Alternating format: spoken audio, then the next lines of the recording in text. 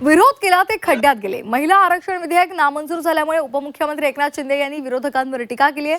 पंतप्रधान मोदींनी महिलांना 33% आरक्षण आणलं, मात्र विरोधकांनी विरोध केला। लाडक्या बहिणी यांना निवडणुकीमध्ये पाडतील असंही विधान एकनाथ शिंदेंनी केलंय।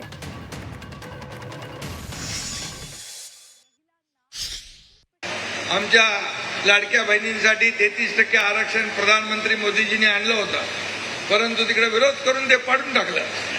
आता ते आपल्या लाडक्या बहिणी पण जसं इकडे दाखवलं तसं देशात पण दाखवतील।